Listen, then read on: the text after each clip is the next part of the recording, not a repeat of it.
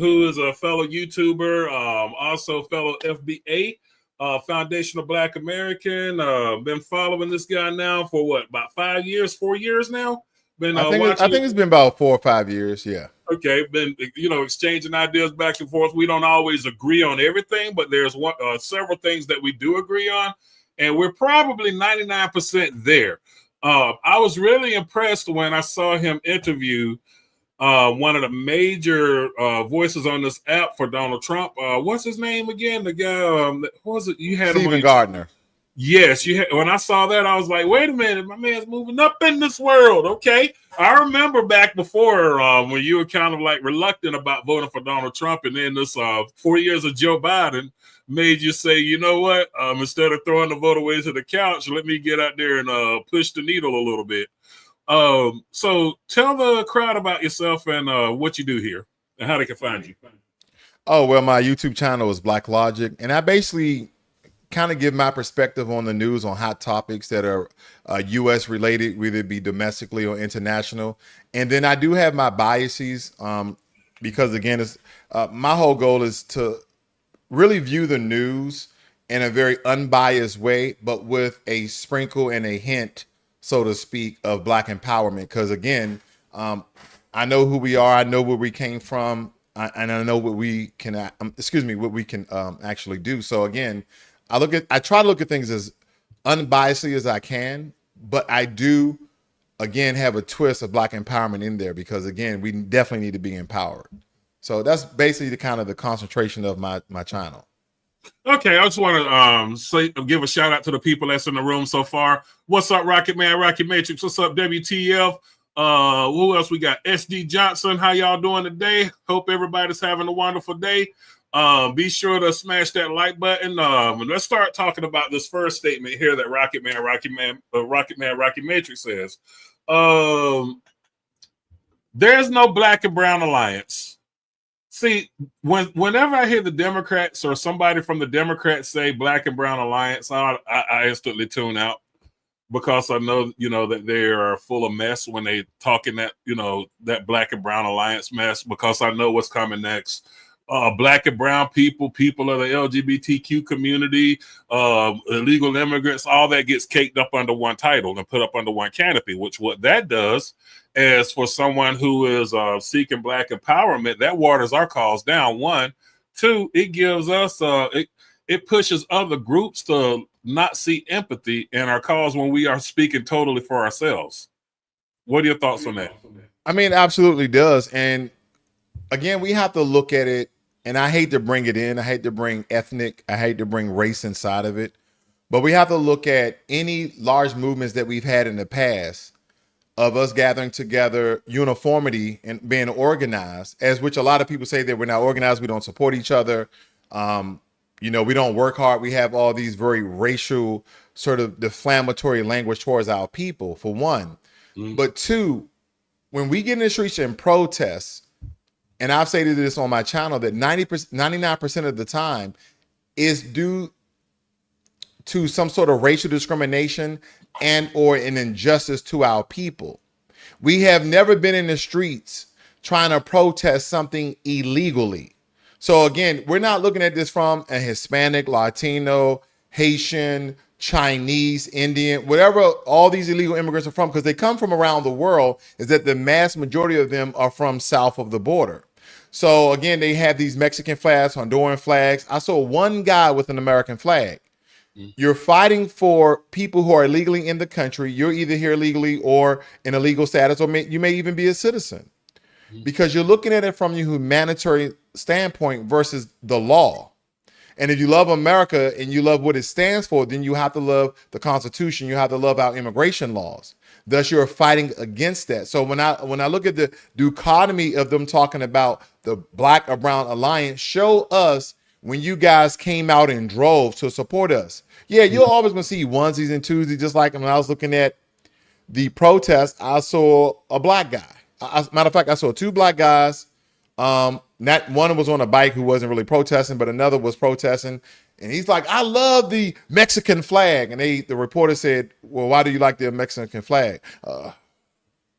I like the colors. Like, go sit your silly ass down somewhere. Like, this is what I'm talking about. You're going to have your one or two Negroes, but to answer your question, there's never been a black-brown alliance on a major scale where we felt like the Hispanic community went out for us. But that is what they're stating to us. You know, we're the black people. Now they're just speaking disrespectful to us. Now, me personally, been in the military, I have many Hispanic friends, have nothing against the people or what they are going through. But again, looking at this from an American citizen standpoint about the breakage and the violation of the law, again, we can't combine what we feel or how humanity may look at it versus the law.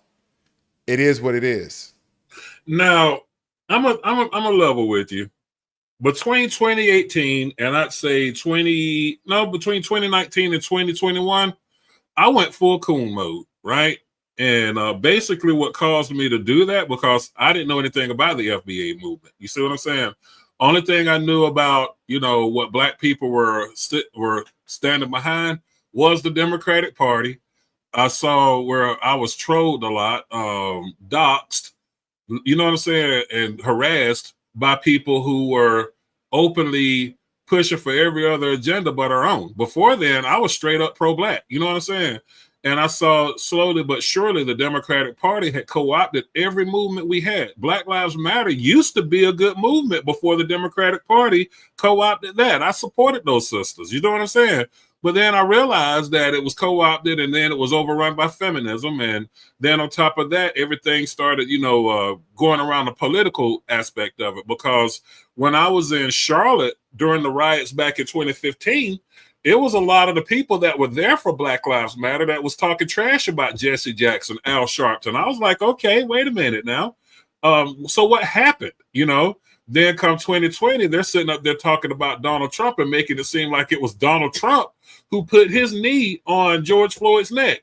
They made it seem like Donald Trump was the one who chased down Ahmaud Arbery or, took out Breonna Taylor. And I'm like, wait a minute. So every time that we had one of these movements, I remember going to the BLM protest. It was a peaceful protest in South Carolina, where these I went down there because it was a white supremacist had bit a black woman's face. You know what I'm saying? At a restaurant.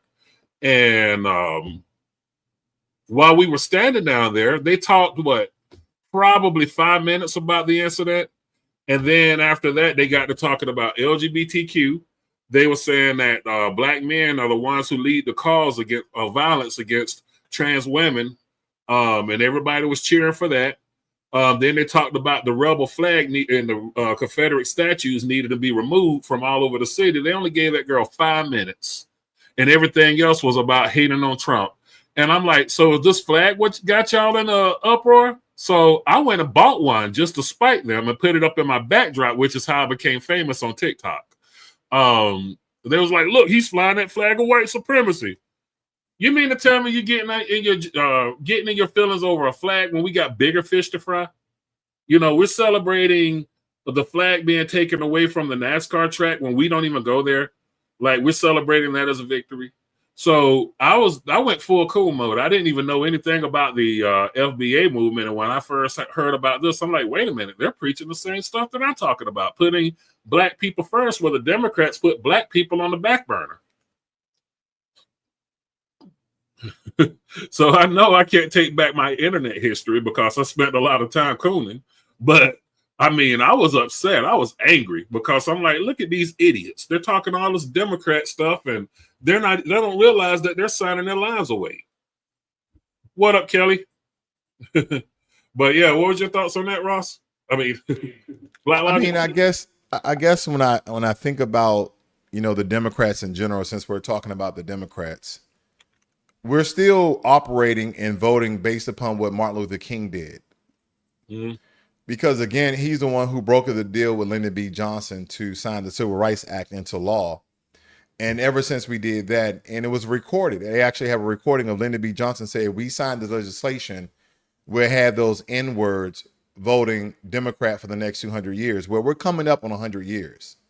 And we're still majority voting Democrat. And I'm not telling anyone to vote Republican or independent. What I'm saying, vote for your best interest, not based upon what people are stating. Now that we know that all of these politicians are liars, Donald Trump is a liar, Biden is a liar. We'll see if J.D. Vance is a liar, Kamala Harris was a liar, Obama was a liar, Bush was a liar, Clinton was a liar. All these people have dirt in their. All these people have dirt under their nails. They have skeleton in their closets. They have bodies buried in their backyard. There's something that they're covering up or hiding. So instead of focusing on the people and letting either side fearmonger us into a particular ideology, whether it be being a Republican or conservative, Democrat or liberal, independent, Green Party, Red Party, Blue Party, whatever it may be, just read the legislation. Don't be lazy. See what's for your best interest. Because again, the Black community can see if one party is stating, hey, we're going to allow 11 million illegal immigrants inside of the country, and we're going to plant them in strategic areas. We're going to plant them downtown. We're going to plant them in the Black community. Wait, why are you not planting them in the white community? No. You got community centers, you got churches, you have resources. Wait a minute, don't the white communities have that too? Yeah. But again, they're more relatable to you guys. Well, we don't speak Spanish. Yeah. They don't speak English. But here you go. We're going to plant them in your neighborhoods. Okay, we're going to plant them in your neighborhoods, and we're going to have the community center to be closed down just so we can house them. Okay, we're going to pay the church off a couple of $1,000 so now can they sleep in the church. But okay, what about the youth that was using that community center? Oh, they're going to have to bus across town. They're going to have to be in backyard. Well, we don't have large backyards. Okay, you're going to have to deal with it. Right. And then you have another, and here's the contrast. Then you have a Republican Party, which again, historically, Black people don't really vote Republican, but stating they're going to stop illegal immigration, which is the cause of all these people being supported by the federal government without tax dollars. Like you go there, you work your 10, your 12, your 15, your $150 hour job, whatever it may be. Nonetheless, you're paying to a system that's paying for people to stay in the country illegally that goes against your own interest. And we're not understanding the dichotomy and the destruction of that we keep attaching emotions or the relations or maybe the connections we may have, where I have an expanded friend and his family members going through this. So I support illegal immigration. I'm gonna go out there and protest. Wait a minute. We should support robbing banks so all of us can rob banks and no one get caught. I mean, it's nonsensical. It doesn't make sense to me. Well, the thing is, I really want Black people that still vote Democrat to say this, to just to realize something here. And I know it's hard to make common sense to these people. Look at what the Democrats are doing for these illegal immigrants versus what the Democratic Party is doing for or has done for Black people. Maxine Waters is ready to get arrested, standing, you know what I'm saying, toe-to-toe with ICE, toe-to-toe with the National Guard, ready to put her career online to try to get this Huerta character out of there. And I'm sitting up here thinking to myself, when did she do that for Black people? They don't even make those kind of moves for Black people. When it comes to us, they tell us to sit around and wait. Have patience, pray. They try to appeal to us through the church, try to appeal to us through music. They have no respect for us, right? But when it comes to any other marginal or so-called marginalized community, they got all the respect in the world for them. It's kind of like, how long would you wait at a restaurant if you see that you're not getting any service? You know what I'm saying? How long would you wait at that restaurant when you're hungry and you're not getting any service? So that's why when these different Black talking heads come up and try to butt heads with me, I laugh at them. They challenge me to debates, but I laugh at them because they really don't have a point of view to debate about. And I noticed that a lot of them brag about being college educated, and they're part of those three-letter Greek organizations where they had to submit to another man in order to be considered cool, because they weren't hitting on anything in high school. So they want to talk about the Divine Nine. Yeah, the Divine Nine.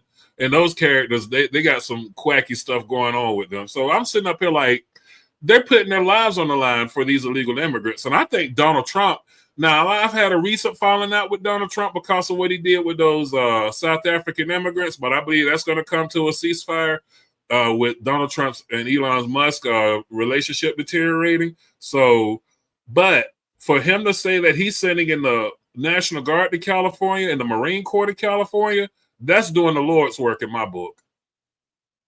Well, I'm not against it at all because, again, he's using federal directives. He's using Title 10 to federalize National Guard troops, which takes the authority away from the governor because he believes that that area that they're in, LA, is in total unrest and that there is an insurrection due to the violence, nonetheless, due to the violence. Now, I don't know if that same title was invoked when the Black Lives Matter movement was going on, but again, we see them in the flesh that destroying these things. Most of them are covering themselves up.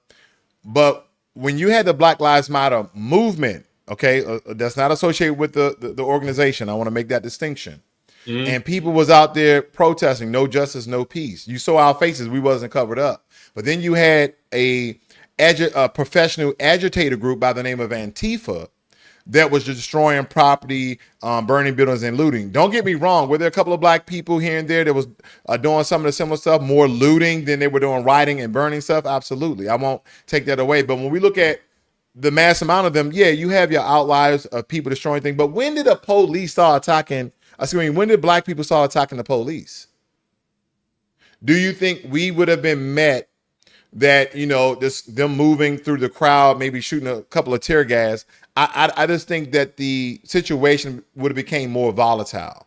And again, that is just looking at historical past relationships between law enforcement and black people in general, and even to our current day. I mean, black people are still, according to the FBI, by the way of the DOJ, we have the most hate crimes committed against us. We have the most unarmed killings by the race soldiers with badges, because not all police is bad. Not all police deal in brutality. But unfortunately, there's quite many that speaks for the bunch. One sour apple spoil the bunch, so to speak. So again, that's how people are looking at that. And I always encourage people, hey, if we have issues with law enforcement, not only can we try to push legislation like no choke ban, no choke holds, okay, no knock warrants, things of that nature, but we also need to encourage our people to be police officers where they live. That way we can start policing our own. So when I see a black guy with long hair, I don't automatically think he a thug. That is how black people like to wear their hair. My son had plaits, cornrows, and he got an afro. I mean, whatever he wants to do with his hair, that doesn't demonize, because again, you have people from your culture, you have people from your community that is policing you so they understand, versus somebody who lives on the lily white part of town and trying to police people who they have no cultural connection. They don't know how they respond to certain things. Everything is a valid not. And then you have these subconscious biases, right, that are stereotypical, that has been reverberating through your community for a very long time, but it's not as if you're going to link up with a couple of black people to know how we respond and react to certain things that are nonviolent, but maybe threatening to you. With that being said, I was in DC on December 12th, 2020. And I saw where the police were allowing Antifa and Black Lives Matter to beat up on non-combative Trump supporters. When the Proud Boys tried to jump in and, help these people out, the police made them seem like they were the bad guys, right? And then the way that the media drove the narrative is that the Trump supporters were the ones being violent. When the Trump supporters were up there in peace, they were up there protesting peacefully. Antifa and BLM met them up there with violence. And they were shooting fireworks at us. Let's see, I got pepper sprayed that weekend. Some people that were there with me at that event got burnt severely because they were throwing fireworks at us, right? But when they showed it on the news, they made it seem like it was the Proud Boys that was doing all that mess. And that's when I kind of fell back away from Conservative Inc. per se, because Conservative Inc. didn't say anything to defend them. Candace Owens, that's in her wheelhouse to defend, someone if they're, to try to go against the narrative that black people are believing. But she let the world believe that the Proud Boys were racist. She let the world believe that these 3%er, that 3%er group were a bunch of racists. And I was there, boots on the ground, filming it, showing everybody, hey, look, there's several black people in this organization. There's several Latinos in this organization. You know what I'm saying? At one point, when I was walking back to my hotel, I was surrounded by nothing but black Proud Boys, right?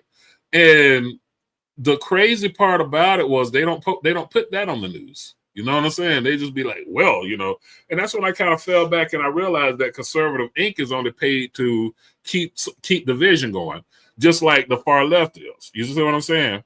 But have you noticed that a lot of these Democratic shills on social media are now coming after the FBA movement? I mean, absolutely. But I do want to poke some holes in the Proud Boy argument, if you don't mind. I just want to give you a little bit of pushback because I think it's imperative to note when we look at the actions of the Proud Boy. Like, what is the ideology of the Proud Boys? If you can remind us of that. Well, to me, I thought they were a bunch of white supremacists as well, right? And when I got a chance to sit down and like interview some of them, you know what I'm saying? They were cool as hell with me. You know what I'm saying? And they even said that they're not into like the neo-Nazi thing. They were anti. As a matter of fact, they told me they're anti-neo-Nazi. He said that the media gives them a bad rep of calling them neo-Nazis. Now, you do have some assholes in that organization, like you're going to have assholes in any organization. But if these were neo-Nazis and you seen how surrounded I was and how outnumbered I was, I would have been in trouble. Not only that, they would have had the federal police on the streets of Washington, D.C. if it was neo-Nazis. So I guess I asked the question, what is the cause of their group then? What are they pushing? What ideology are they pushing? What agendas they're trying to get past? Because groups don't just form for any reason. Mm-hmm. And I haven't done any extensive research on the Proud Boys. I've done some very light research where they had some accounts that could be considered very discriminatory. Mm-hmm. And me personally, not stating that you're saying something untrue, but I've never seen one or a group of Black Proud Boys. Mm-hmm. I'm not saying that they don't exist, but again, I think if it was publicly known, we would then have to see the words that they're speaking. So again, I wonder the ideology versus what they're affiliated with. Well, that weekend I saw them responding to. They did a lot of riot response that summer, right? And to be honest with you, a lot of the stuff that Antifa was doing, I don't say it was the Black people that was involved in this, because I said this once and I say it once again, and people may give me pushback on this one. White people are not scared of other white people. These Black Democrats are terrified of white people. So they had to get white people out there in that crowd to try to, spark it up. Now, when they showed it on the news, they showed Black people doing all the looting, but it was the white people that actually, the Antifa guys, who came out there with all that nonsense. And I was telling, it was funny because when I was in D.C., I sat down and I talked to somebody that was there with BLM. And we sat there and talked for like 3 hours. You know what I'm saying? He was just from across the river in Virginia. And he was a younger guy. He asked me, how could I support Donald Trump? And I gave him good reasoning. And we sat there and talked for a long time. And I told him, I said, listen, I said, I will say this on my podcast, and I'll say that like I'm telling you right now. When I saw what happened to Ahmaud Arbery, I was frustrated. I was damn near in tears, right? I was pissed off at Candace Owens. As a matter of fact, Candace Owens and Officer Tatum, I'm going to thank them for helping me start this channel, because if I wasn't reacting with my frustration to their erroneous takes on this, there would have never been a YouTube channel that was pushing politics. You see what I'm saying? So when people label me as a coon, a sellout, or an Uncle Tom, it's like, do you really just go through my videos and see where I stand? Because I go after, even when there's something going on the right, I hit it with as much energy as I do on the left. I don't toe the party line. You know what I'm saying? And you know this personally, because I had one of the people that used to follow this channel, and he came to your channel one night trying to get us, bickering back and forth. And I didn't let that happen. I quelled that real quick, and I told him straight up, and I tell anybody right now, don't ever take what you hear Ricky Manor say and go after another Black person and try to use my words to weaponize an argument against another Black person. That's not the way I roll. Never has been, never will be. I'm just going to speak what's on my mind. You can agree or disagree, but don't ever, go after another black person. And when that dude done that, I was done with him. You know it, I know it. And I kicked him out of the channel. And I made it publicly known. I don't fuck with you. You feel me? I know exactly who you're talking to, and I think I ignored it. Again, is what social media would do that. social media is a internal monster. It just devour any and everything in its path. So I try to be so fair and neutral and unbiased in some of my takes, and I'll let people know when I'm being biased, because again, I don't want you to feed off my rhetoric. I want to give you unbiased, neutral stories from different perspectives, whether it be independent news, Republican news, Democratic news, of how these different news agencies report the news versus the truth. And then back that up with maybe some video footage and or some sort of evidence or metrics that is tied to a verifiable source that we can essentially trust in. Because again, there's people up here giving their take about things. If you are aligning people, and that's why I always kind of figure that my channel is going to be, it's going to be slow grow. It's not going to explode.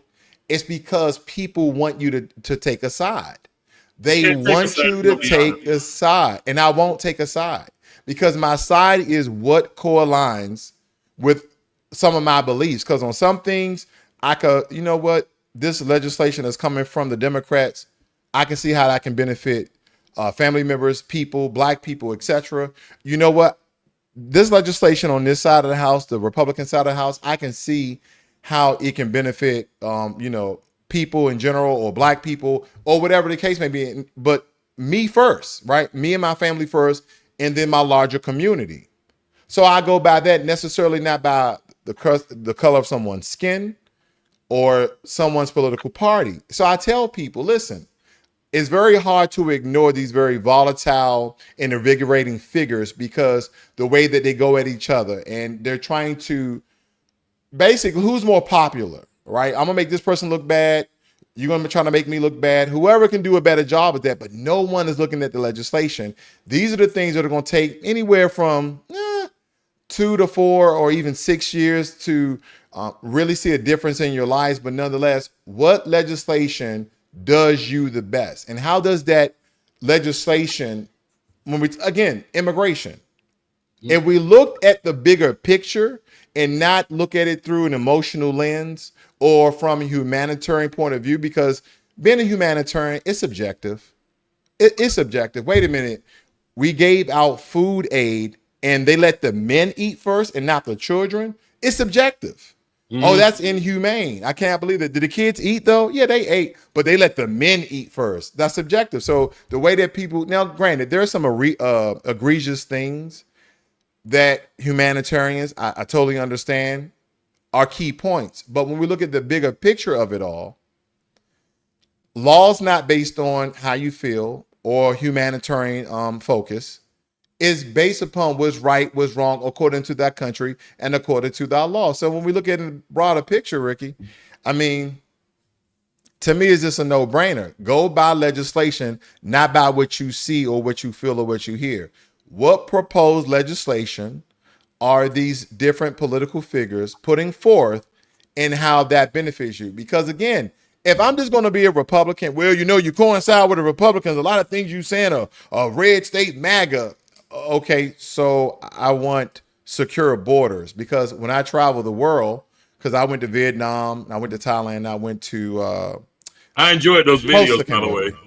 Oh, thank you. And we went to Japan this year. And I'm like, I've seen a whole hell of a lot. And so instead of judging people, tell me what you're going to do legislation wise. And I think that's too boring. People like the political showcase and the political emotional deformation of character battle between these political parties. It happens every 4 years. I mean, they wouldn't be famous if they didn't have what's the word I'm looking for? They wouldn't be super wealthy if they weren't crooks. Donald Trump would not be super wealthy if he didn't cut corners. These people are billionaire oligarchs. But I think that, even though that I'm not like, quote unquote MAGA, I think that Donald Trump is doing the Lord's work by actually proactively attacking the issue that's been, bothering us in America for so long, which is illegal immigration. He is proactively doing something about it. He's not pussyfooting. He's standing on business. And I got to give him his flowers where flowers is due. There are certain things that Donald Trump does that I can't be affiliated with MAGA. And I'm going to give you 2 reasons that I can't be MAGA, quite MAGA, because I saw the rhetoric with that whole situation with what's the kid name that we gave money to, and they were calling him a murderer. Okay, cool. But you hanging him in the court. The one who stabbed the other gentleman in his heart. Yeah. Okay. That happened. That happened right here in Texas. That's local to me, actually, in Frisco. That's in my county. Oh, okay. But the thing that I was trying to, that I saw was a lot of people wearing MAGA hats, black people and white people getting on TikTok every day talking trash about the black community. I'm like, well, wait a minute here. Now, what you talking about holding black people accountable? Yeah, there's some screwed up people in our race. You know what I'm saying? But if you're going to sit there and talk about holding black people accountable, I didn't stab the kid. I didn't raise the kid who stabbed the kid. If I had been there, I would have broke it up before it gotten that far. You see what I'm saying? That's like trying to hold every white person accountable for the McMichaels. That would be wrong.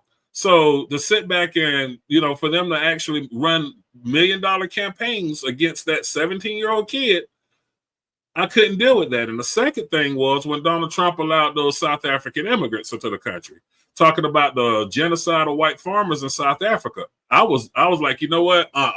But this thing that he's doing with the illegal immigrants, I'm standing behind him 110%. This is something that needed to happen a long time ago. And everybody else was pussyfooting with the issue. Donald Trump was like, okay, in his first term, he wasn't allowed to get money for the wall. His second term, he's taking matters into his own hands. It needs to be done. You know what I'm saying? Like yesterday, because when you start thinking about what these illegal immigrants are contributing to our country, can you really put a price tag on the safety of American citizens? And then on top of that, when Donald Trump reacted the way he's doing, look at how they're reacting. They're flying their country's flags as they burn down the American flag. They're destroying police vehicles. They are, they're tying up the system so much to the point that people that need that police support in LA, it's not there. You see what I'm saying? So they're tying up resources right now, just trying to fight our government back. So if that's the way they feel, they can feel that way from south of the border. And why in the hell, if you feel that America is unfair, would you want to come here? Why would you want to stay here if you're not welcome? If I'm not welcomed in your house, but my intent is to go into your house, eat your food up, inconvenience you and your family, at that moment in time, I'm not a guest at your house. I'm a burglar. And if you try to tell me to leave and I don't leave, and you try to violently remove me, but I try to violently stay, I'm no longer a guest. I'm a burglar. What is so hard to realize about that? So you got these lefties saying, well, Donald Trump don't have to use the military on American soil, but you got invaders on American soil. So what is he supposed to do? I do want to double back on your South African comment, because I spoke about that on my channel. Because I had to do some research to see if these South African Afrikaners, or Boers, so to speak, meaning farmers, Afrikaners, that are descendants of the colonizers there in South Africa that went through the apartheid. A lot of these are the children of those people who were in the apartheid, who was controlling every aspect of South Africa. Now, granted, a lot of they're descendants of the Netherlands, right? The Netherlands, the Danes, etc., Vikings, whatever. And one thing that I think people are not looking at, where's the evidence of people getting killed? That's number one. Again, everything has to be based off evidence. He showed up, President Trump showed up, something that was from Rwanda, of humanitarian effort, of some people down. It wasn't even in the right country. Let's just say that. It wasn't even in the right country. Of the picture that he showed in the Oval Office. Now, he probably got that from somebody. I'm pretty sure that the president is not looking for pictures to show people on national television. So somebody duped the president to make him look incompetent. And the more Donald Trump looks incompetent, people just gonna believe he's incompetent. But anyway, I digress with that. But here's the kicker. I do not believe those European, white Caucasian, Anglo-Saxon countries, if they had evidence that some 90% black country in Africa was genociding white people, do you think it would have been anything that would have stopped the Netherlands, the Icelanders, the Greenlanders, the French, the Spanish, the Italian, the Germans, all of those European countries, with our powers combined, we're going to destroy South Africa. That's what that would have been about. Mm-hmm. So for America to jump in there because of Elon Musk, probably more than likely. More than likely Elon Musk. To have this 50 to 100 people who are now, we're going to, again, use the American tax dollars. Just like we did with the Afghans. And all the other people who are here that the American people gave sanctuary to. That's the country we live in. And then again, and to your point, I'll bring it full circle to current day. And this is what I've been speaking about. So again, people are not looking at this from an emotional standpoint. And again, it's difficult to separate your emotions from the visualization of what people are going through currently. But again, these are people who are flying their country's flag. Flags are a sign of symbolism and pride. Mm-hmm. So I'm proud to be from this country as I'm protesting for you to allow me and my countrymen and women to stay in this country as I antagonize and assault law enforcement. Make that make sense. I mean, you got to think about it like this too. What we're dealing with, we're not dealing with illegal immigration at this point in time. Now we're dealing with invaders. Because, like you say, they're flying their country's flags as they antagonize law enforcement. And on top of that, trash talk American citizens who don't want them here. So if everything's great in Mexico, right? You're proud to be from Mexico, then why are you ashamed to live there? And we can't say that Mexico is totally poor. I've been to Mexico City. Mexico City is freaking awesome. It's a freaking metropolis. You know, when people go outside of these tourist resorts, let's say like in Los Cabos or even where's that other place there about Tijuana, right? Or Cancun, you go outside of those resorts. Yeah, it's poverty there, but we have that same poverty here in America. Ever been to Appalachia? Ever seen some of those trailer parks in the Midwest? So if I showed those trailer parks in the Midwest and went through Appalachia and said, hey, this is America, then the whole world would see us as trailer parks, right? So, I mean, there are colleges in Mexico where people actually go to learn brain surgery. So Mexico really isn't all that messed up of a country. Come to think about it, I got a good friend of mine who travels back and forth to Mexico. Well, so, can I add in right there if you don't mind? Uh-huh. Uh-huh. First and foremost, Mexico is a wonderful country. It's a beautiful country. I know a lot of people vacation there. I know people who've been to Mexico City. They love Mexico City. And the people are very nice. Mm-hmm. And I think people, when you speak out against, because this is a very public, politicized, racial, sort of volatile epidemic that we're going through when it comes to these protests and race relation between all these people. This has nothing to do with Mexicans, Venezuelans, Hispanics, Latinos, wherever country they're from. This is simply about the law. That's what this is about. Because here's the thing. This is the thing I raise.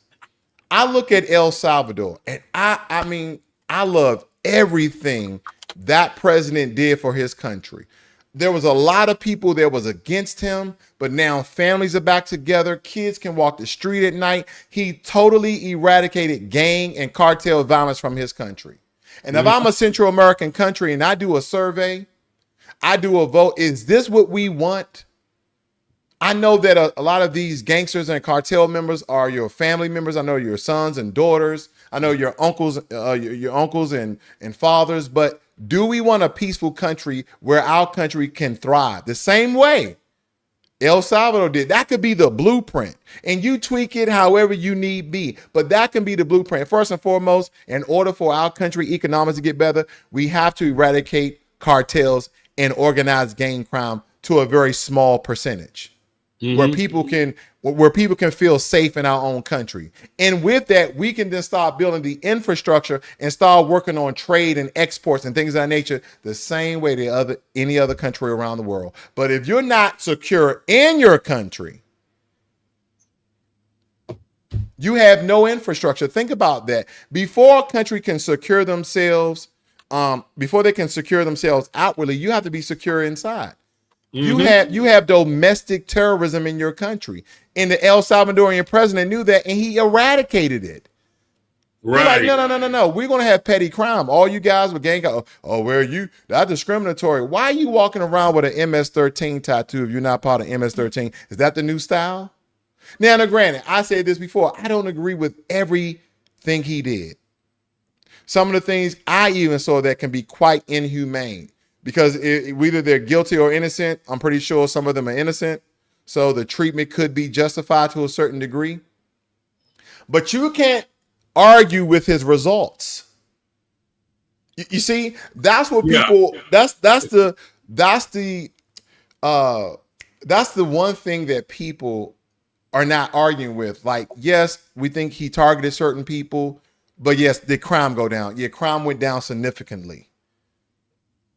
Well, you see what I'm saying? So I think that what Donald Trump is doing right now is what I would call a necessary evil. A necessary evil.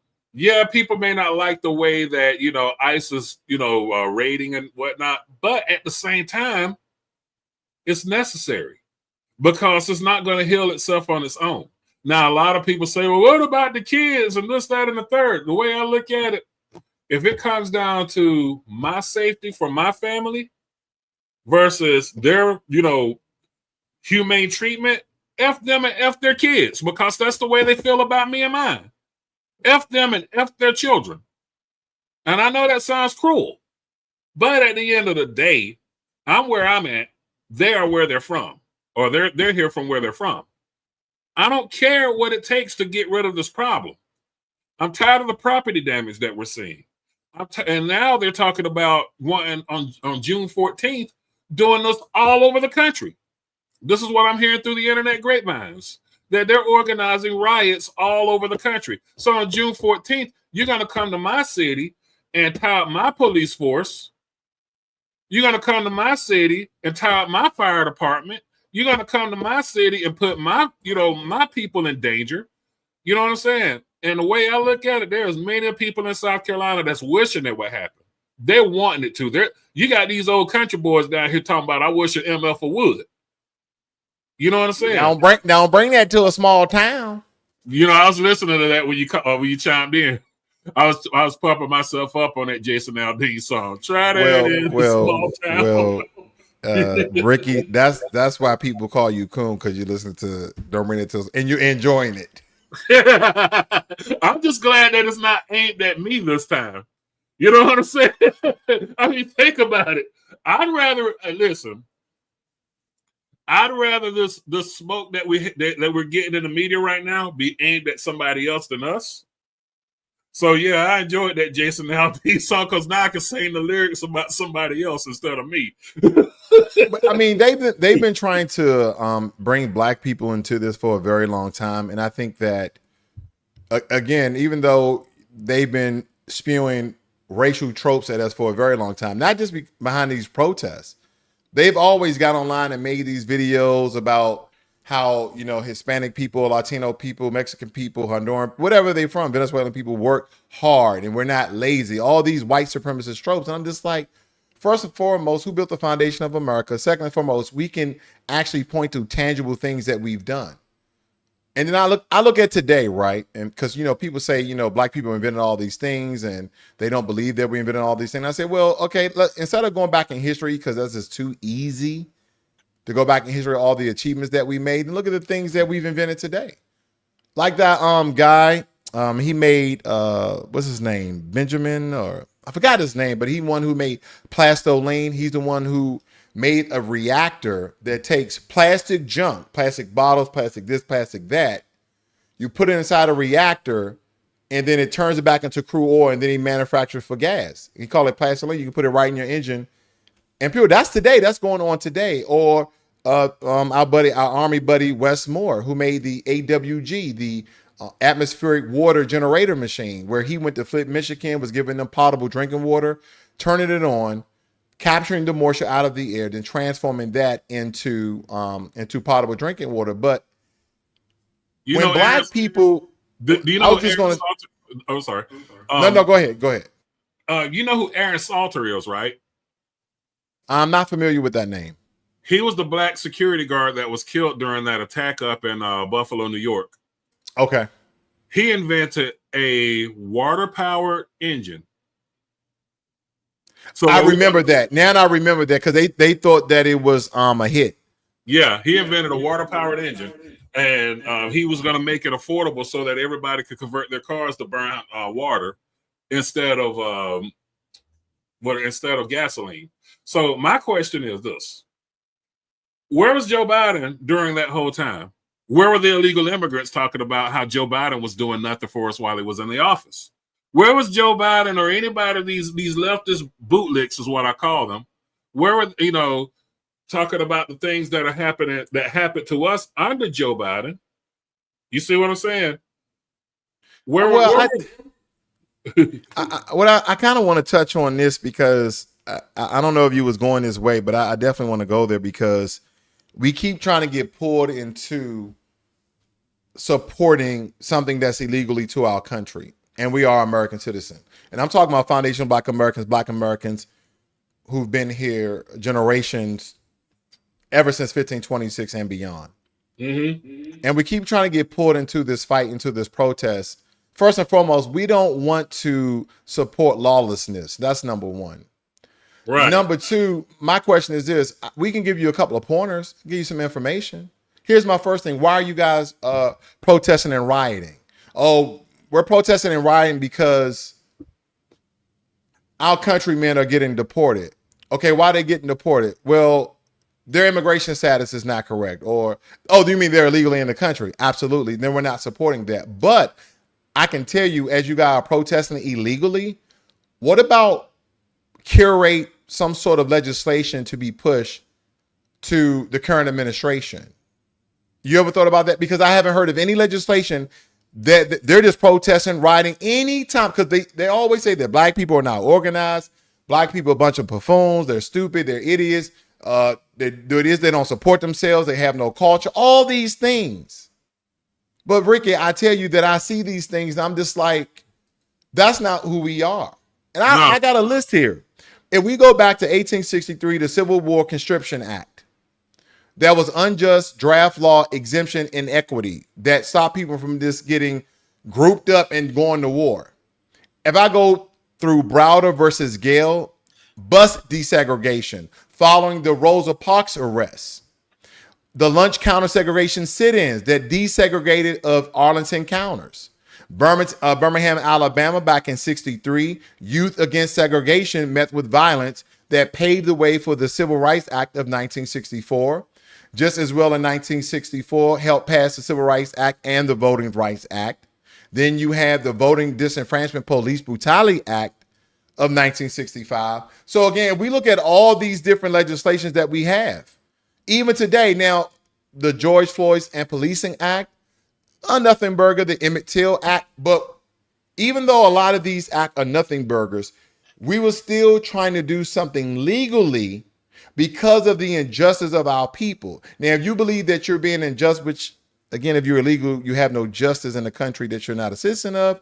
But then again, you could still at least try to do legal means. The citizens of that group need to start curating legislation for the people who are illegally in the country.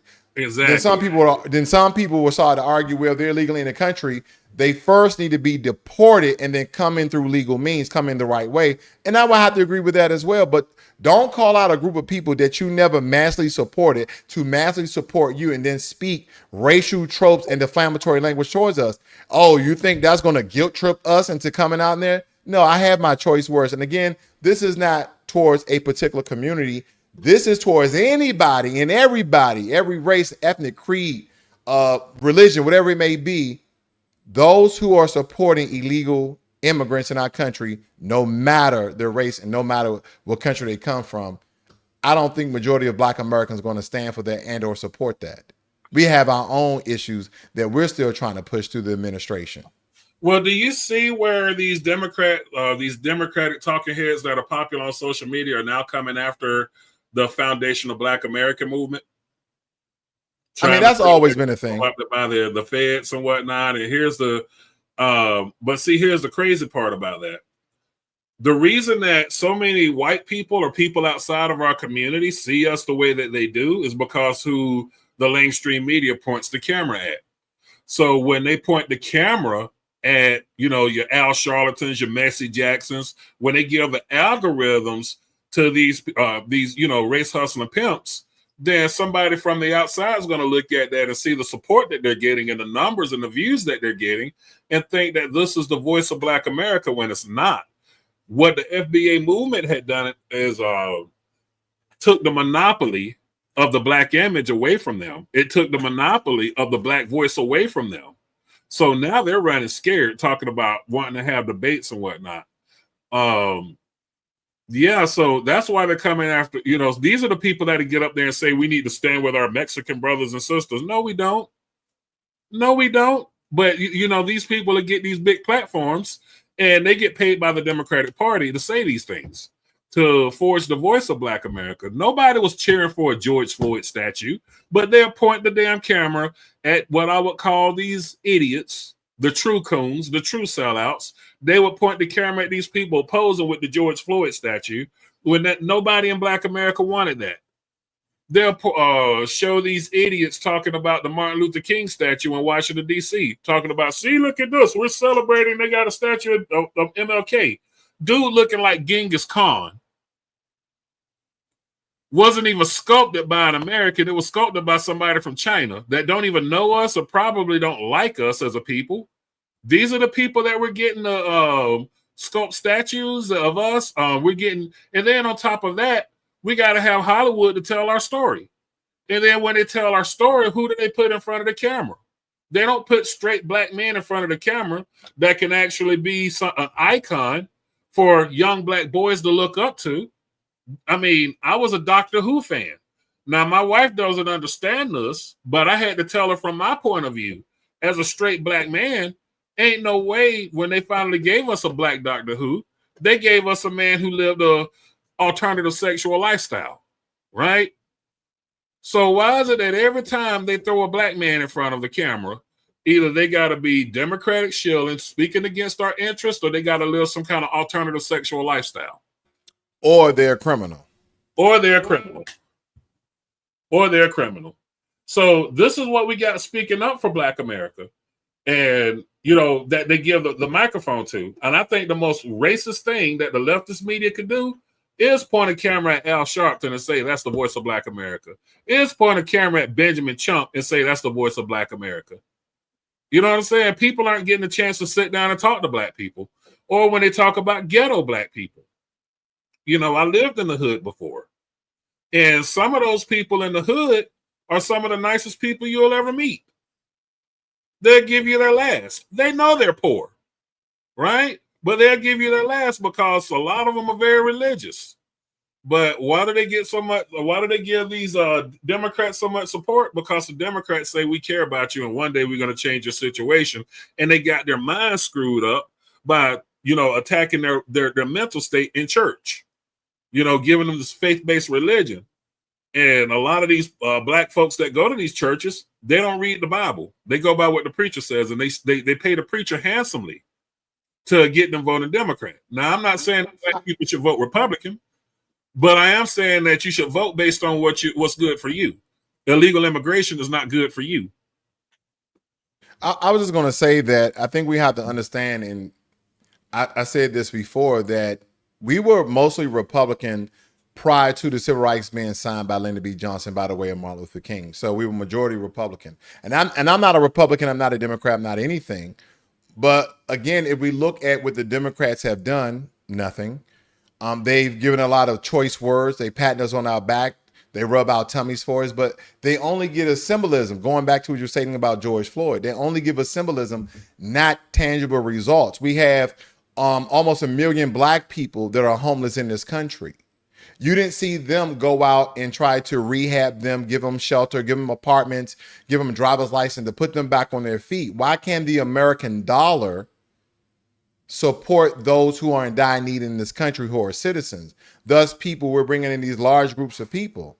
And I think the best thing for Black American, and I know a lot of people disagree with me because they probably don't understand the sense I'm coming from, was for Donald Trump to win. That was the best thing for Black America at this moment in time. Even if we hate it, because it showed a lot of things that were being hidden from us and how the Democratic Party was going against our own interests when we actually looked at it. Because here's the thing, if you talk about it, say, well, the food is making us sick. The food is why I have dementia. The food, because of the red dyes and the chemical and the preservatives and the 35 different sugars that they put in food that make our food addictive. Then they say, you know what? We're going to get RFK Jr. He's not a Democrat, nor he's not a Republican. He's an independent, but he's strongly talking about eradicating these same chemicals that they don't have in the UK, these same chemicals that they don't have in Asia. He's going to take that out of our food and make America healthy again. And what they mean by that is there was a time where people used to do trade in farms. Everybody used to go to the farmer's market before grocery stores and the food industry altogether became a large business, became corporate America. Mm-hmm. So when those dynamics change, like, wouldn't you want RFK in office? Wouldn't you want your food to be healthier? Well, yeah. Okay, we have people who are legally in our country. Not all of them are criminals when we come to violent crimes. Now, all of them are criminal who are illegally in the country. But then you have a violent group of them. But we don't know who's who. We don't know who the violent ones, who's not the violent ones. Should they come in our country, or would you want secure borders? So we have a vetting process, an immigration process that vet these people and track these people once they're in that country just as well as every other country in the world. Wouldn't you want that? Oh, well, yeah. Well, it looks like you should be voting not for Donald Trump. Take the man out of the picture. Vote for what he's going to do. I can tell you all day, baby, I love you. But then I punch you in your face. Oh, baby, I love you. Then I cheat on you. Then, baby, I love you. I degrade you in front of your friends and my friends. That don't look like love to me. Those are judging someone based upon action, not their words. So again, yeah, he's the most volatile figure in the past 50 years or so. 50 years or so, he's the most volatile figure. But again, some of the things, not all, I don't agree with all. Some of the things to do, I'm pretty sure a lot of Black Americans will be behind. The thing free ride is over. I want to say something about Denise Carroll's comment here. I was in Wally World about 2 weeks ago, right? I try to avoid Walmart like the plague, but they got these little waters that I like to get out of there, the little flavored waters. I don't have a bottle right here in my studio. So all I had was my flavor water and some deodorant. I'm trying to get to the line so I could get checked out. Here comes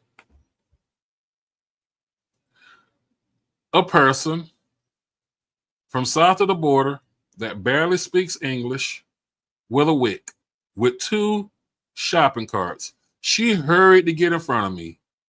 Didn't have no respect. So I got frustrated because I don't like going to those self-checkout lines. I'm going where the cashier is. And when they got a wick, they got to sign off on every order that's in that shopping cart. She had 2 shopping carts full. And I said, damn, lady, you could have let me get in front of you. Is this the way to treat someone who's paying for your groceries?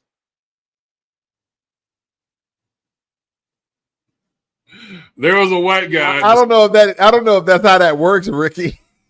There was a white guy who was in the store. He had a Trump hat on. And he looking at me like, hell yeah. I was like, no, I'm speaking some truth here. I'm paying for this helper's groceries, and she couldn't let me get my 2 items and get the hell on through. I mean, You know you what I'm wasn't saying? personally paying for it. I think I paid a lot in taxes last year. I paid the taxes last year what I used to make a year back in 2015. So yeah, I paid for those groceries. I You probably see where paid user, you see where user said he gave you some cash.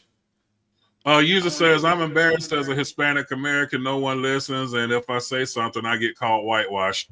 Hold on for a second. First, let me dance for my butter biscuits. You know what I do? Thanks for the $5. My good friend. Had to dance for my butter biscuits there. And listen, user, don't feel embarrassed because you're Hispanic. Don't. Because I go through the same thing when dealing with a lot of these black Democrats. I get called whitewashed when I speak against the narrative of the left. So don't feel embarrassed. You speak your mind. As a matter of fact, what I encourage you to do, because you sound like you got a lot to say, you've been in my chat room many times before, start a YouTube channel. Start a YouTube channel. I promise you, this is the best mental health therapy that you can ever have, because you're going to realize that there's a lot of Hispanics who feel the same way that you do. You feel me?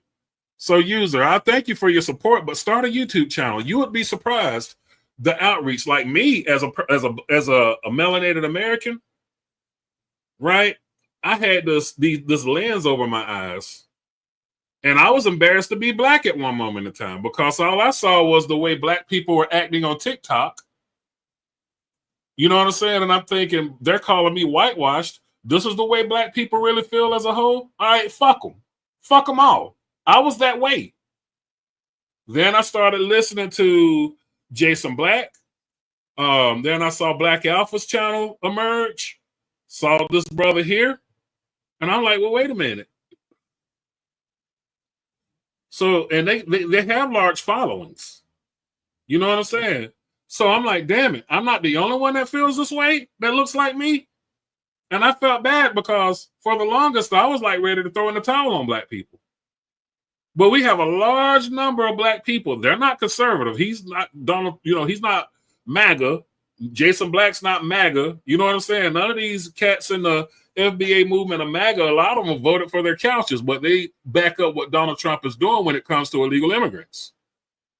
So you'd be surprised how many Latinos feel the same way that you do. And yeah, you got to get called whitewashed because you're not, going in with the crowd. I also want to comment on that, because I think people get confused. We automatically categorize and demonize Hispanic people for being illegal immigrants. And I think that's unfair. I think that's unjust, because, as I stated before, back in 1848, you had the Guadalupe and Hidalgo Treaty, the Treaty of Guadalupe and Hidalgo, which this is when America acquired California from Mexico. And Mexico sold California for $15 million and the property and state right of those Mexicans living in California at the time. Now, 1848 is before 1863. If anybody understand what I'm referring to, if I can't recall correctly, Civil War. The Emancipation Proclamation occurred in 1863. So I could argue that some of the first non-white by the United States of America were Hispanic. So we have a lot of people who are Hispanic who've been here for generations as well. So I don't like to demonize a certain group of people, because, again, there's certain factions. Hispanics are not a monolith. Latinos are not a monolith. You have those people who generations, 3, 4, 5 generations, who are American.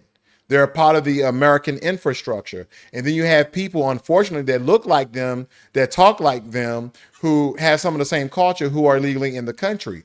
but these are two different groups. Now, you're going to have groups who've been here for a long time who are going to team up with their countrymen, and then you're not going to have another faction of them not agree with that because they are legally in the country and they've been here for generations, and or they came here legally. Because that's another part, that there's infighting between Hispanics and all these other people from the Caribbean and Africa and Asia. They have infighting because a lot of them have come over here illegally, and now they have all these other people who are over here illegally. They're messing it up. They look at it as, you're messing it up for us. Why don't you just do the right thing and come over here legally? Oh, it's too long. I don't have time. We went through it. We had to deal with it. Why can't you? So again, some of the first Americans were Hispanic. You know, kind of like my first time ever on a Carnival cruise line, right? Now, you know, as black folks, we see one. This was before like black people and masses started selling on Carnival. So I'm like, man, there's another black person on the boat. Let me go hang out with him. This dude was rowdy. He was a fucking shit stirrer. And I started backing away from him. I'm like, man, the people are looking at me on this boat like I'm with you. Oh, man, I ain't worried about that. No, I'm worried about that. I'm here on vacation. And what it was the boyfriend of a black nurse. And I need not to say anymore if you know what I mean by that. It was the boyfriend of a black nurse. So he didn't have any stake in the game. You know, she paid for his tickets and everything. And I'm sitting up here like, man. And she had to sit down and tell him, look, this ain't the way you act. Because he was like, man, Ricky being funny. No, she had to tell him, Ricky's not being funny. You know, you're being out of line. So, yeah, that happens to a lot of us. You know what I'm saying? And it happens to us more times than we like to admit. It's kind of like if you see a black person that moves into your neighborhood and you're the only black person there, right? And that's the one that's causing all the trouble. But every time he turns around, he feels like he can hang out at your house and be seen with you. You know what I'm saying? You're going to have to sit down and reel them in like, listen, they don't get down like that over here. But if they continue to act that way, then, of course, you're going to have to separate yourself from them. You know? You know, the only rich black people that I've seen that act a fool, they're usually in entertainment. I've never seen somebody who went to school or went to trade school, have a job, and be acting a fool. I just haven't seen that. Someone who actually actual career, I haven't seen that on a large scale. I think to me, everybody is like that in their own community when it comes to culture. Like if you don't work for something, you didn't build up to something, then essentially you see some of the this inflammatory acts that we see on social media, right? People are trying to get fame and fortune from that. Hold that thought real quick. I got to dance for my butter biscuits twice. I got a cash app here for $20. I'm not going to say your government name online. And I got the informant media who sent me $2. So let me dance for my butter biscuits real quick.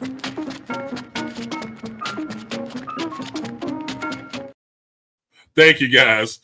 You know, I dance for my butter biscuits. I get accused of being a dancer for butter biscuits. So, but yeah, so you're right, because a lot of the black people that I see who got some wealth that acts a fool got a well-to-do girlfriend. You know, like I say, the nurses. Anytime that I see somebody that a black nurse move into this neighborhood, I'm like, please have a decent boyfriend. Please have a decent boyfriend. No, please have a decent boyfriend. Because you know what's going to come with that territory. And nothing against my black nurses out there. Much love, but make better life choices, for real. But you know what I'm saying? But yeah, the entertainers, yeah, they do act a fool. The boyfriends of women who got money, they do act a fool. And then there's a lot of people in MAGA, black MAGA, that acts a fool. What's the guy's name? Anton Daniels. He gets on social media with his little prissy ass talking shit. No, you brought up his name, Anton Daniels. Seems like to be a very brilliant brother, very intelligent, so to speak. But of course, not all of us agree in this particular space. I think he's totally on the other side. He said some things about black people hating to tip. And I was talking to a friend of mine, and he was like, yeah, black people hate to tip. or black people don't tip. And I said, are you black? He said, yes. I said, do you tip? He said, yes. I said, well, there you go. And all the people that I know, I say 30 of the guys that go on a fishing trip, all black. They all tip. They all have profession. They all have jobs. They all have careers.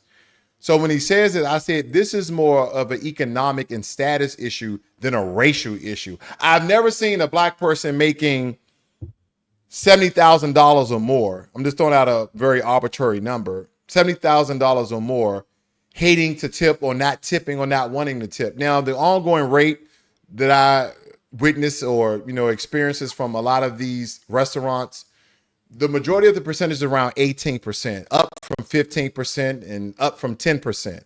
Because when I really got out and going out to eat and some of these, service jobs that people had that you tip, it was 10%. Then it rose to 15%. And now it's at 18%. Some people would even argue 20%. So again, some people may just give you your 18% automatically. But if anybody does it the way I do it, if I get standard service, again, this is very subjective, but if I receive standard service, I give the 18%. If I see like someone exceeded and they went above what I believe my standard tip amount is, I tip 20%. The most I've ever tipped was 25%. So my buddy proceeded to say, well, I've tipped $500 before. Okay, if you believe that the service deserves that $500 tip, then so be it. But don't make this very large comment that everybody that's black don't like to tip or don't hate. And I know we're not a monolith and we're not speaking, but we're talking about the majority. That's not the majority. Talk about the majority of people based upon their economic status. Right. Then I think that would be more metadata for me to understand, because to me, this is not a racial issue. This is more of a status. Because if you're telling me Billy Bob in the trailer park is going to the best steakhouse in a restaurant, and when he see his bill, he's going to tip the standard 18%. No, I don't believe. I don't believe that. He said, wait a minute, my bill is $300 and I gotta pay $95 for an 18% tip. They're gonna get this $20. That's what they're gonna get. Right. The only thing they did was bring food to my table. So again, that's one of the topics that I saw from Antoine, what's his name? Antonio Daniels. Let me tell you something real quick about him. People like him, they'll put on the MAGA hat, and their whole thing is to get online and badmouth black people. That's it. It's like, I said in my video yesterday that it doesn't take much to be a conservative grifter, because I've been accused of being a grifter. But if I was a grifter, right, I'm not a smart grifter. I know what I would have to do to be a grifter. Put on the MAGA hat, start trash talking black people. The money will roll right in. The channel count will grow. You see what I'm saying? And then every time somebody says something negative about black people, back them up every time. Every time a black person gets unlawfully shot by the police, back them up every time. You see what I'm saying? Anton Daniels got one of those punchable faces. I couldn't stand, face to face with him and listen to that rhetoric. And, people like that, they talk that mess over the internet. First off, how the hell do you think that you're competing with the white men that you think you're appealing to? No successful white man or black person is sitting on the internet talking about their wealth. And that's what I mean. When you got to sit around and talk about your wealth, then you're not really wealthy. I could dress him up and down and tell that this man did not come from wealth. Rumor has it that he got his money from an inheritance, which that sounds to be more about right. You see what I'm saying? Because the best way to get people to interact with your content is to say shit to piss people off. And, lean one side, toe every party line. So, he was a part of that red pill community, which those are some of the lamest niggas I've seen on social media. I try to leave that, like, how these niggas going to try to tell black men how to score with black women when 9 times out of 10, they're not busting no draws. They spend too much goddamn time on the internet to be high value men. Where do you work a 9 to 5 when you're sitting there posting on social media all day? How are you working for yourself unless social media is your hustle? And if social media is your hustle, then you're not a high value man, because you'll be out there hanging out with other high value men. You see? Can I take it a different way? What's that? I don't want to approach it from the angle you did. I want to approach it from a very analytical, economic way. And what I mean by that is if you look at the algorithms, very complex algorithms of how you get viewership, how you get clicks, how you get subscribers. And you look at an Anton Daniels channel, you look at a Myron Gaines channel, and you see you listen to the rhetoric and they spew. It's anti-black hate. Mm-hmm. And ain't nothing like a man who's black, a man who appears to be black, to speak down to black people, because we're already just coming to the earth according to other, ethnic groups as well as other races. We're already just coming to the earth. We're stupid. We're dumb. Now we have a black person. We have black people to confirm that. So he's going to appeal to black people that think like him. Then he's going to have a lot of people that watch him that are black. Then you're going to have the great majority of your audience to be white, because they're just, oh, see, another black man said it. And you're speaking exactly how they would want you to speak. Being their boy, being their coon, being their dog on the leash. But it's smart if you're trying to be a large YouTuber like Antoine Daniels is, who I believe has over 1 million subscribers, because the formula works. When you look at different people and you look at their subscribers and you listen to what they're talking about, you can look at your Candace Owens. You can look at your Officer Tatum's. You can look at which a lot of red people listen to. What's the guy's name? His father. I think his father is black. His mother is white. Andrew Tate. Your Andrew Tates. Now, there's some things when it comes to business and relationship to a certain degree. I agree with Andrew Tate. Then there's other things I disagree. So again, it's not that I hate these people. I dislike these. Well, if they believe what they say. But yeah, I really think, and my mind tells me, this is not about how they think. This is about how they can make money. Now, of course, again, you will have to label them as sellout because they're doing it for the money. Mm-hmm. Why are you going around hating people that look like you, talking bad about people like you? Could your show be a little more balanced? Could you point out some of the things that black people are not good at, that black people are bad, and then you do that for every other community where your channel is just totally unbiased? But if your main focus is on denigrating black people and not understanding the history, what we've come from, what we've been through, not understanding what we have not been supported, how we've been sabotaged, if you don't understand the current status of majority of black people today, that actually stem from history because of the lack of, or the barriers and pain points that they put in place to stop our progression, where we had to fight for rights that was already in the Constitution, for them to reinforce legislation so we can move about and not be harassed and brutalized. Like, if you're not understanding that, then I already know that you're a sellout. Now, granted, if you can say that we can no longer, we can glance at the past, we can understand the past, but these are some of the things that we're going to do. Speak life into a people who are downtrodden, who doesn't have the best opportunities. Yeah, there are some people who are in the know and still choose to do bad. I'm not talking about them in words. I'm talking about good black people who may not know any better, that you could give them a sense of awakening of how to do better, because you're supposed to have businesses, you got this, that, and the other. There's so many things you can do instead of just continue to bash your people over and over again. Yeah, I know that there's a low-brow community in the black community, but there's a low-brow community in the Hispanic community. There's a low-brow community in the white community. And matter of fact, I even showed the FBI data that's backed by the DOJ of who commits the most violent crimes in America.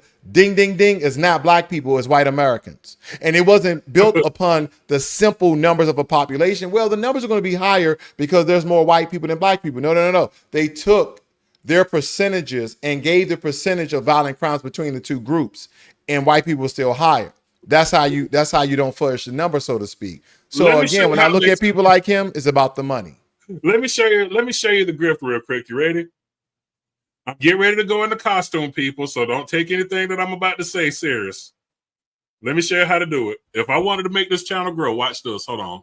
First, I change my backdrop like that. You know what I'm saying? Then I put this thing on.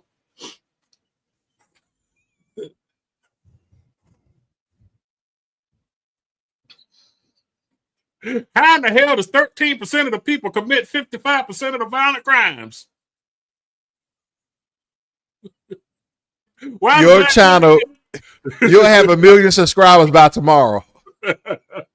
Black women are known to get abortions. Why don't they stop killing their babies?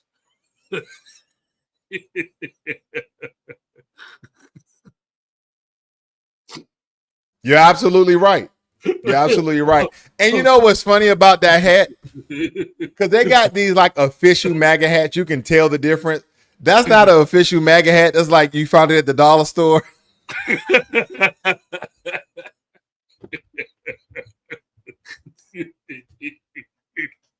Hey, this thing, man. If I wanted to, boy, I could take this thing and I could make me some money. For real. Like, hold on. What was the other one? Well, that Carmelo Anthony is a violent black thug. Huh. Yeah. And you know what's crazy about that? Carmelo Anthony comes from an affluent family. His father doesn't have a record. His mother doesn't have a record. He didn't have a record until then. So again, you definitely will have. And you know, I'm broadcasting this on my channel as well, and I'm getting some comments from someone who's supposedly Eritrean. And he said, "You guys live for white throwback Jeffrey Dahmer. The full of black tops. We don't trust you, FBA. Martin Luther King Jr." I think they're trolling. Man, go ahead. I got one guy who, what is it? This dude make up troll name after troll name to try to come in here and mess with me. He not only does he do that, he comes into your channel. He goes into, I think he went into Black Alpha's channel, messaged him on Facebook talking about how can you hang out with Ricky Manor? He's such a sellout. Now, you know, he's a Latino guy. You know what I'm saying? Claiming to be half black, but you know, but he got it in for me, man. And he always typed the same thing. Listen, to that troll, I'm going to say this. I'm going to give you something to go with here. Change your style if you're going to troll under these different names. You know what I'm saying? Change your style. Don't say the same thing. Now you as a grown man obsessed with another grown man. Because he came in talking about, see, I knew Ricky would be back on the Trump train. No, I support him on this. Not on no Trump train. You know what I'm saying? But it is what it is. You know, somebody's in your chat room talking about they're 17. You might want to get them out of there, man. People be taking there's you know, it's always something when it comes to social media. There's always something. Denise Carroll says, Ricky, how are you a sellout? You have a right to change your mind about things that are not right. Exactly. And I mean, I don't let nothing slide. Anything that comes off this side of the aisle that I find to be disgusting, I talk about it. If I find something to be disgusting on the left, I talk about it. I don't pull any punches with anybody. If Donald Trump does something that's really messed up, I talk about it. You see what I'm saying? But I do back him up on this whole thing with the mass deportations. I back him up 110%. He's showing balls. You know what I'm saying? That old man showing some real big dick energy right now. And nobody else has actually tried this. So people are saying, but he's deploying the National Guard on American soil. Well, these are not American citizens. We have foreign invaders right now. You know what I'm saying? We have they don't want to look at it. They don't want to look at it like that because they've had so much Democratic support of allowing all these people in the country illegally. And they're trying to make it, well, there are some echelons of people trying to make it racial, especially when it comes to black folk. They're trying to make it political, but they're basically stating that they're being discriminated upon, even though a lot of these people are illegally in the country. And to your point, if you're illegally in the country, and if we separate ourselves from that emotion, if you're illegally in the country, then aren't you trespassing? Oh, well, they're here for their families, but aren't they illegally in the country? Well, they're here because their family was separated. And we had presidents like Obama who signed DACA. And again, a lot of these presidents, you better not say nothing about my Obama because of the symbolism of him being a black man. Mm-hmm. Just because he's black doesn't mean he was from black people. Because look at Eric Adams of New York. He was all for sanctuary and protecting illegal immigrants until they came out with charges for him and he looked to President Trump to free him. And all of a sudden, he's now in support of deporting people who are committing violent crimes in New York and deportation, because now he's getting a get out of jail free card, so they can't come after him. So he's doing it for a particular reason. So again, to your point, either a lot of these Democratic people who have black skin, unfortunately, are in place fighting for people like a Karen Bass out of California. Either they're getting paid handsomely or they're in bed with somebody from all these different people. It's something. Because again, why are you supporting people or the act of illegally in our country? And that's the most daunting thing, right? Again, I heard Stephen A. talking about we shouldn't look at these people because if black people was this and black people was that. And I did a broadcast this morning about this. It's not as though Stephen A. may even listen to my channel, but here's the thing. Stephen A., we're talking about black American citizens who are not illegally in the country. So there's two different classifications: citizens who are protected by the Constitution and the laws therein versus people who only have small protections, not even protections, but maybe small privileges and or right under the Constitution, but they don't have the same protective status. Mm-hmm. So I think that is what a lot of people are missing, because again, we're looking at women, children, and men who we believe the mass majority of them are coming over here for a better way of life. Then if that is the case, if they're coming over here for a better way of life, why not abide by our laws? You only abide by the laws that you want to, but not the laws that you state that you love. And again, to the point, we brought this up early in the broadcast, you're waving your country's flag in another country's while telling that country they shouldn't deport you or your people. Like, again, you can't make this up. When I looked at the protest, I saw one American flag. And I said, if anybody, keep him. Because at least smart enough to wave and hold the right flag. I mean, come on. You know, the way I look at it, though, for these tethers and bootlicks that are still on the Democratic Party that's protesting against us, then why don't Donald Trump do them a favor and send them back to the home countries of the people they're protesting to stay here? Because America would be better off without them. Like, seriously, you're out there pushing for a foreign enemy to invade our soil. America would be better off without you, simply put, because you have no allegiance to America. You see what I'm saying? You are now at that moment in time a terror cell. You've been compromised. And I get it. You know, if you're leaning on the left, that's cool. But if you're so left leaning that you're ready to destroy your country to spite one man, that's a real deep-seated hatred that you have for your country. You see what I'm saying? So if they were to go back to the home countries of these people that are fighting to stay here, then maybe they'll realize how good they had it here. They don't have to come into this country and continue to drive it down. California is a product of liberal policies. All those people out there laying in the streets.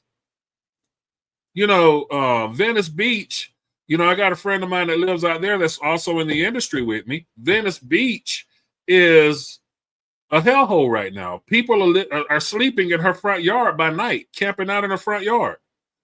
So why don't they go back to the countries where these people came from? You know what I'm saying? That are wanting to be here illegally, and see how much smoother America would run economically, and see what these other countries that they came from will put up with and will not put up with. You're not going to go to Venezuela and do half the shit that these people are doing in Los Angeles. You're not going to go to anywhere in Mexico, especially around Mexico City, and do half the shit that you're allowed to get away with in America. I think they should take, again, I want to go back to this, because I guess I want to make it a plan that a lot of these countries can do that are written with high crime, organized crime, cartels, different mafias, etc. Again, I take the blueprint from El Salvador. Now, I know El Salvador is a very small country. I believe Mexico is definitely larger than El Salvador. But one thing you should start doing is recruiting people and safeguarding their families. Move them out of their neighborhoods, recruit a lot of young men that you can cultivate, that you can train, for the military, and you put them in one part of town that's protected, and you increase your fighting force. And once you believe that you have enough people to eradicate a lot of the large cartels first, and then the other factions, and then organized crime, and you've already made Mexico a lot safer, then you start working on your exterior, your borders and things.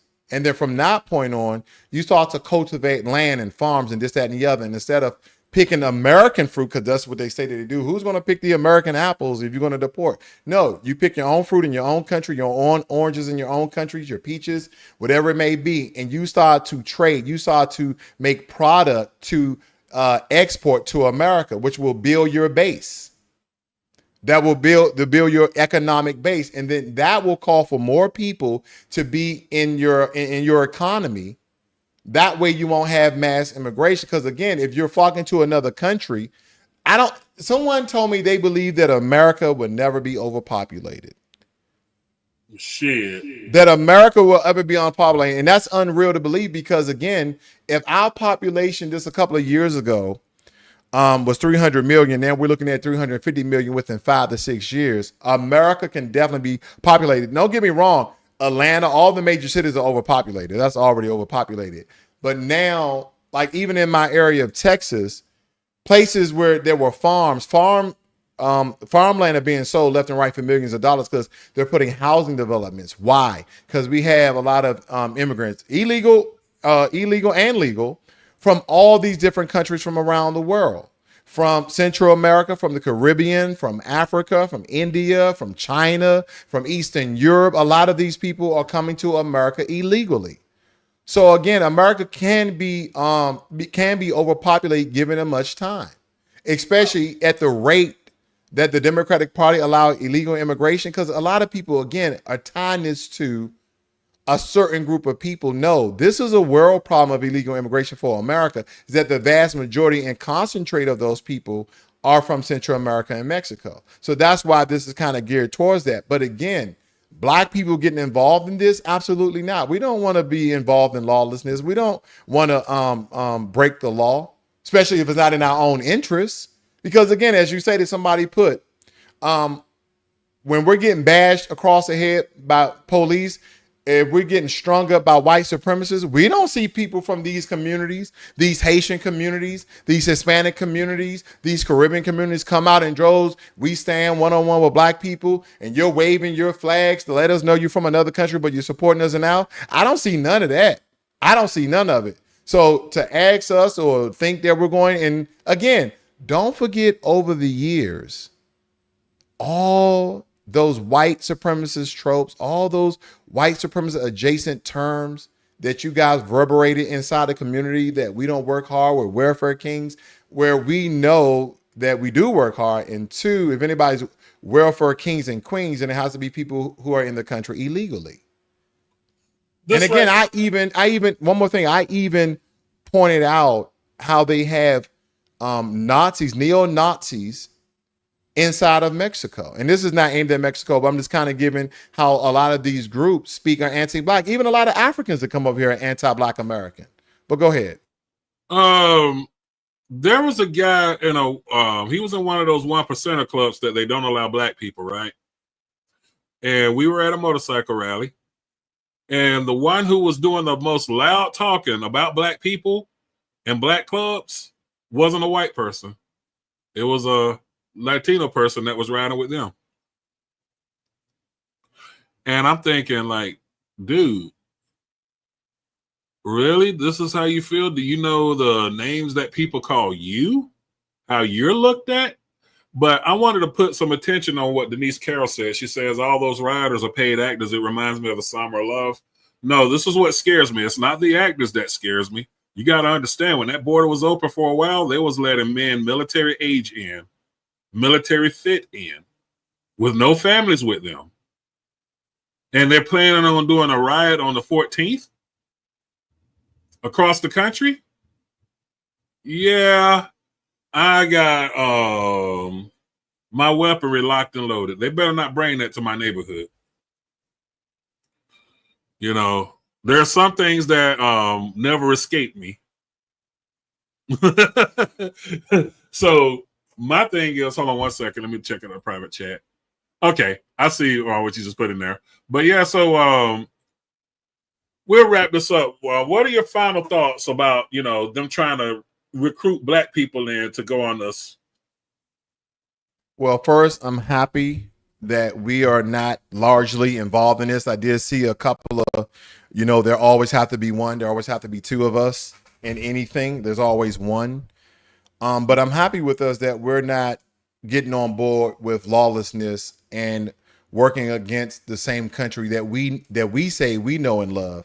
And we're working against our own laws that we helped put in place because of this. That's number one.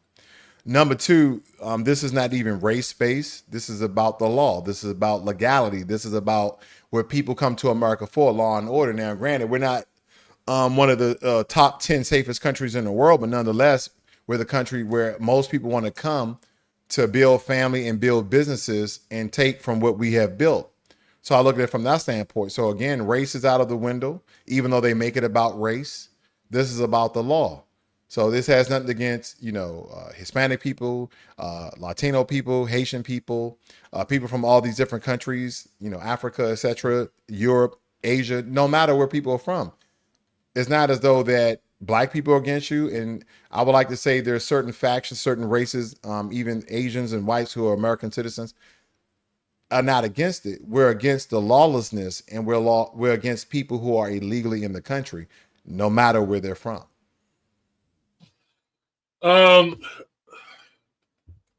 That's the thing right there too, because a lot of people say, well, Darren, Ricky, you don't like Hispanics. No, I love Hispanics. I love Latino people. I can't sit up here and trash talk them when I go to their restaurants every Saturday. You see what I'm saying? But what I'm saying is that, like you say, it's the lawlessness that I'm against.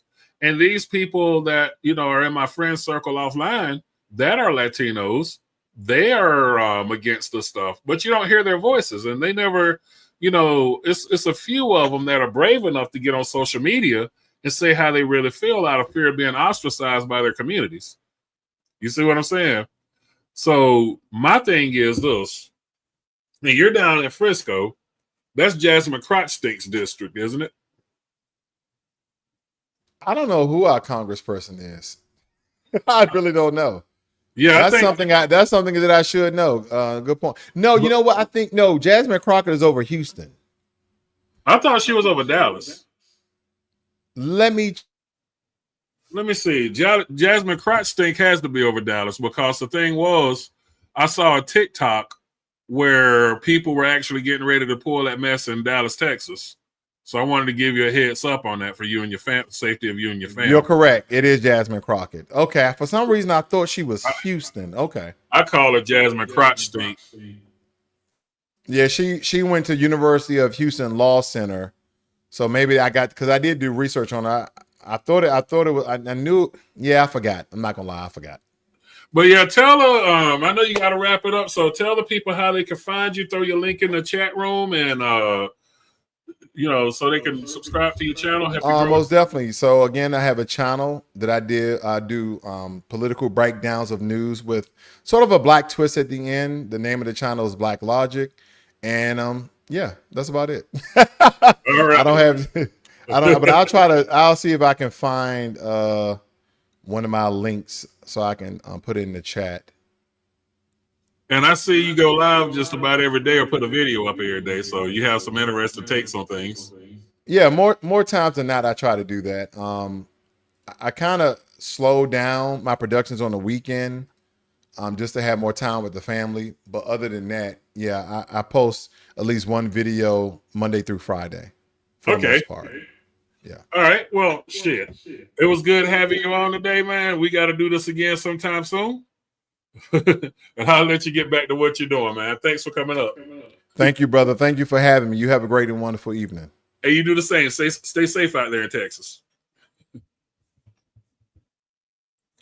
That was Blacklogic. His link is in the chat room. Go ahead and give him a follow. Let me see here. Let me see. It didn't post in my chat. Hold on one second. Let me copy this. But that's Blacklogic. That's his channel. You guys check him out. He does a video Monday through Friday. He also has where he went to Thailand and traveled throughout Asia, Vietnam. So check him out. Pretty interesting stuff. He's one of those hidden gems on YouTube. So check him out so he's not so hidden anymore. And with that being said, my fellow patriots, where we go one, we go all. United we stand, divided we fall. I'm Ricky Manor of the Melanated Rebel News Network signing off. God bless you all. God bless America.